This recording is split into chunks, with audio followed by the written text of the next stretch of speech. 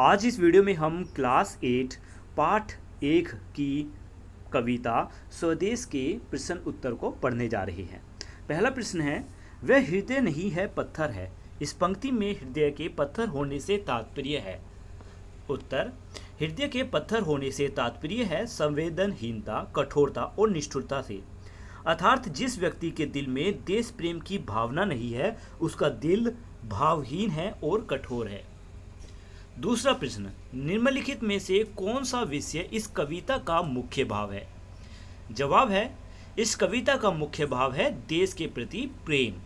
कवि ने यह संदेश दिया है कि जीवन तभी सार्थक है या सफल है जब उसमें स्वदेश के लिए प्रेम, त्याग और सेवा की भावना हो।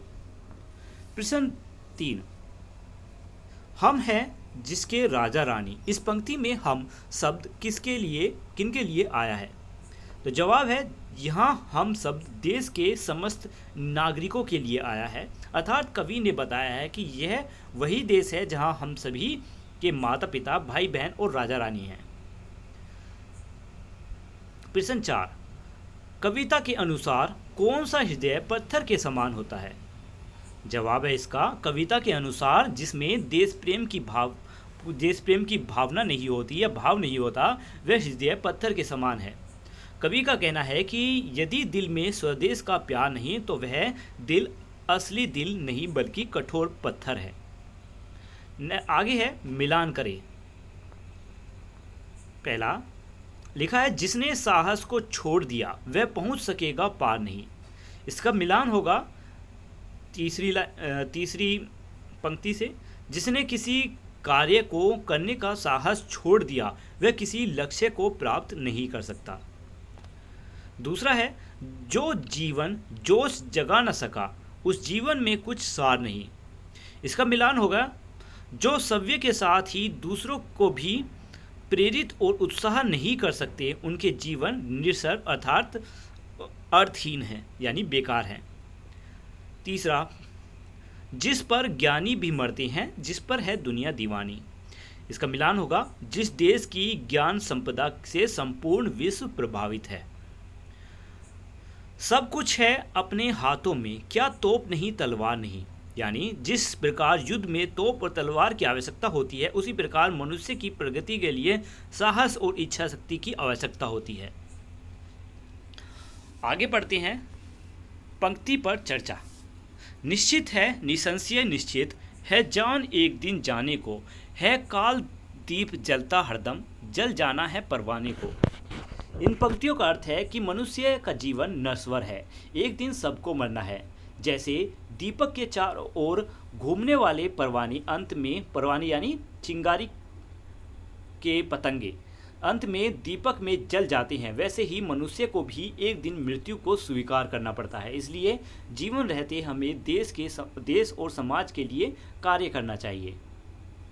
आगे है, सब कुछ है अपने हाथों में, क्या तोप नहीं तलवार नहीं, वह हृदय नहीं है पत्थर है जिसमें स्वदेश का प्यार नहीं।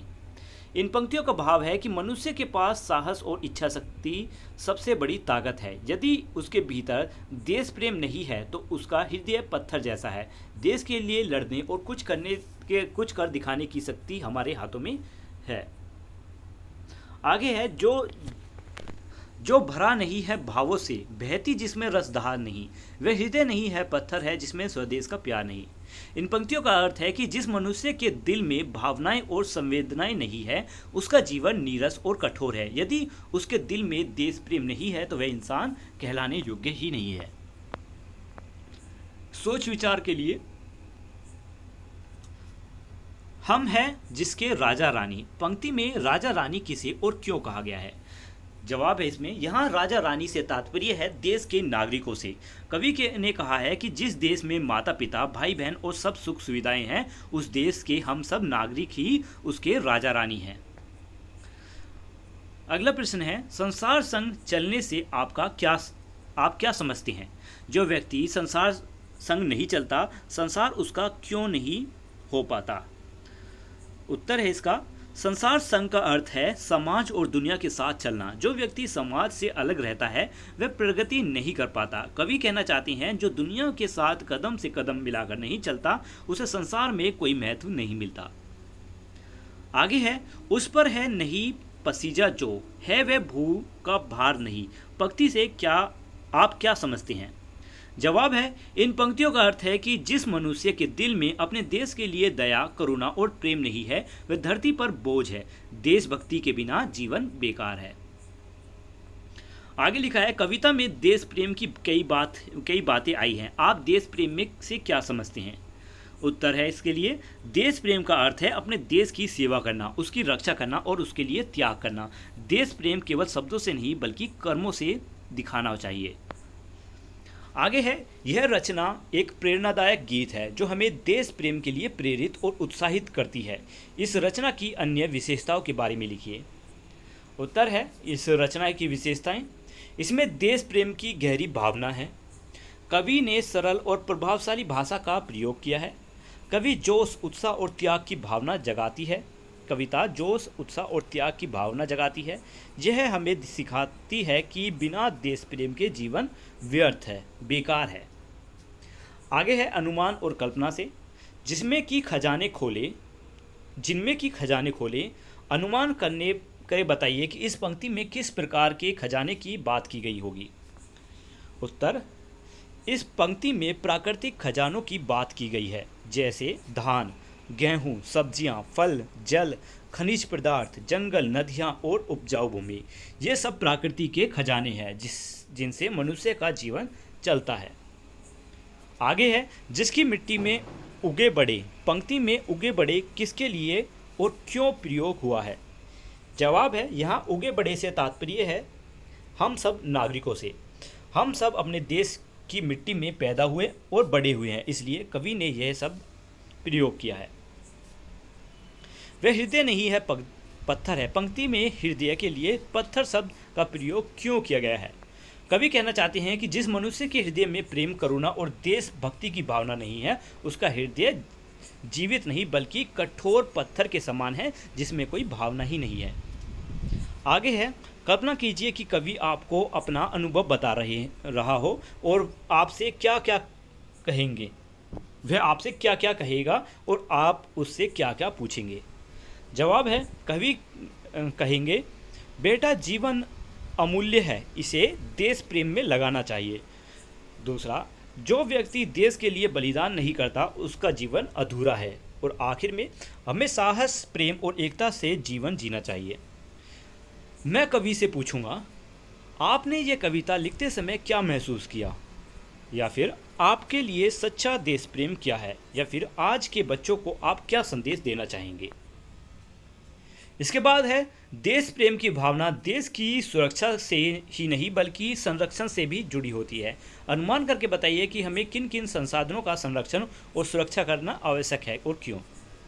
जवाब है, हमें निम्नलिखित संसाधनों का संरक्षण करना चाहिए, जैसे जल जीवन के लिए अनिवार्य है, वैसे ही वन पर्यावरण को संतुलित रखता है, खनिज पदार्थ जो देश की आर्थिक उन्नति के लिए है, मिट्टी जो कि हमारी खेती के लिए है, जंगल और जीव जंतु जो हमारी प्रकृति के संतुलन को बनाए रखता है।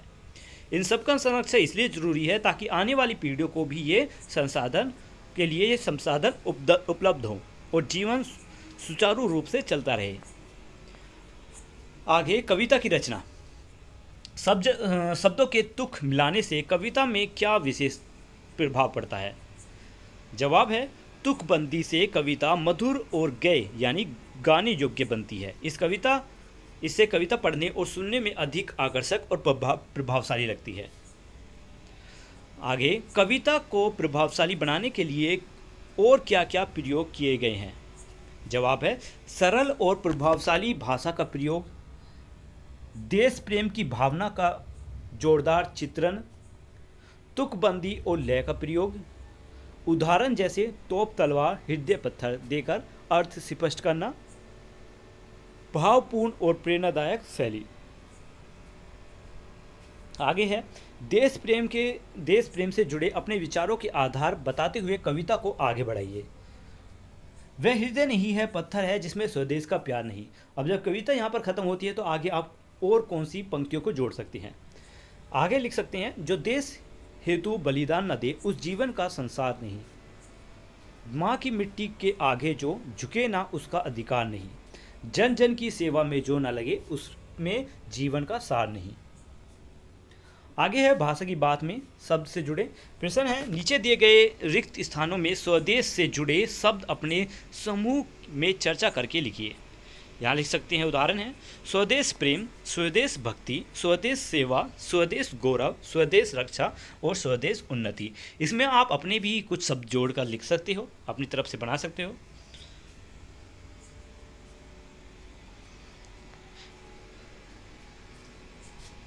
विराम चिन्हों से समझे।